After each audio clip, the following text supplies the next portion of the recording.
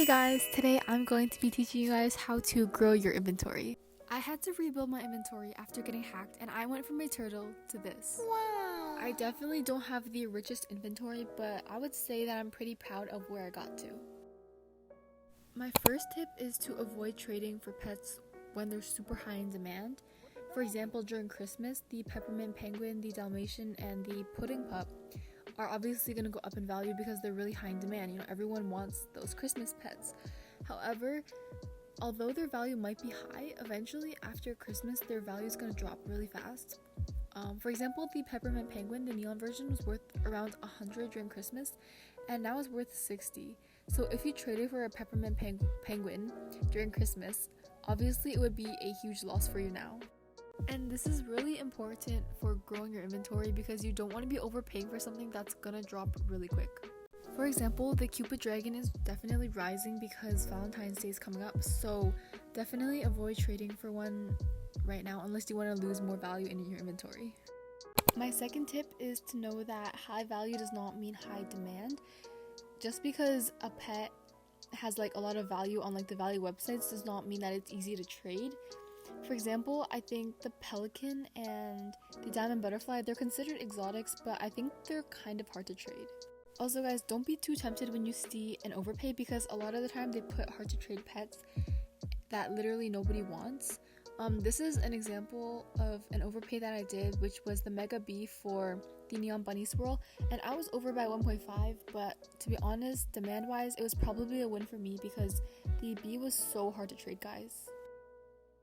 My next tip is to know the general value of your pets, and I'm not someone who's really stingy about values. Like, I'm not gonna be like, you're under by 0.05, like add. But I would know if my pet is worth like 10 or 30 or 50 to make sure that I'm not getting any underpays, because obviously we don't want our inventory to shrink. My next tip to growing your inventory is to only do good trades and don't feel pressured to do trades just because you want to please people or make them feel happy. And guys, I've done this way too many times. Like, oh my gosh, I've actually done diabolical trades because I felt bad saying no. For example, for this neon elephant trade, yes, they were over, but I don't even know what I was thinking. Like, they were just like, oh, the neon elephant is my dream pet, and I felt really bad saying no. Luckily, I was able to recover after this, but like, oh my gosh, guys, almost everything here is hard to trade. Like, I should have just said no and then just declined. Honestly, just accept the trade if you know you're gonna make profit and your gut tells you that you should, because my gut was telling me not to do this trade, but I decided to do otherwise and I accepted that trade. Okay, next tip. One of the smartest ways to grow your inventory is to trade for individual pets and then make them neon. For example, an individual toasty red panda is worth 0.3, but a neon is worth 1.75. So you're basically making profit by trading for something that's not worth much, but then once you make it a neon, it's worth more. Guys, I don't even know if I'm making sense, but I hope you understand what I'm talking about. My next tip is to trade people if you have their looking fors, because you might get insane overpays like the ones I did here.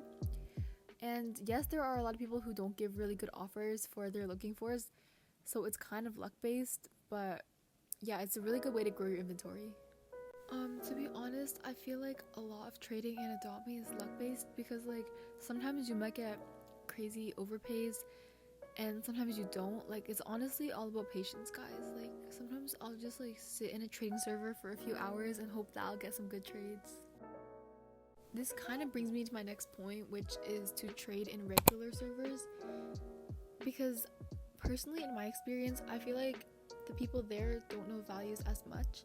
And I'm not saying to take advantage of them, okay? But I'm just saying in general, they seem to not really know values and use happy values.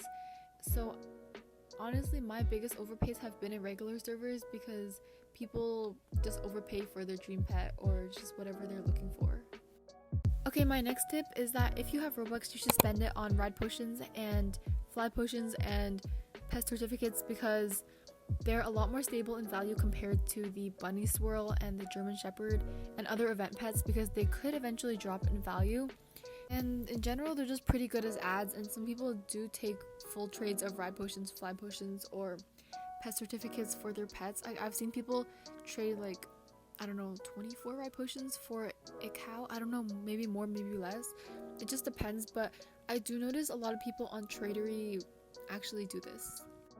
But in my opinion, like, this is kind of off topic, but I don't really like Tradery because I feel like everyone there is so greedy. Like, literally, no, I'm not gonna offer like a mega alpaca for your ice cream cone hat. Like, everyone there just expects crazy overpays. Also, this is even more off topic, but you guys should be aware of the scams on Tradery because a lot of people, like, they don't accept your offer, but they DM you and they're just like, hi, I accept your offer, add me. And then their username is usually like alt underscore whatever. But guys, do not accept their request because then they're gonna tell you to add their main account and they're gonna send you like a link, and then you're gonna have to click that link and sign in, and basically that's how you get hacked. So like, don't do it. Okay, so my last tip is to grind the events so that you can afford all the high demand cute pets. And guys, during Christmas update, honestly, I had a lot of time to grind, but I kind of just gave up and I was too unmotivated because the mini games were kind of boring. So in the end, I was able to afford like 2 Maine Coons and a few Samoyeds. However, during the Halloween update, that like pick a door game was actually so peak, guys. Like, I was grinding that game 24/7 and I was able to afford things, but I feel like the pets weren't that good. But yeah, it's important to grind so that you'll be rich enough to afford things that people are always looking for, because I always do see people saying that they do like the Maine Coons, so you should definitely just stock up on pets that are high in demand. Anyways, this wraps up the video.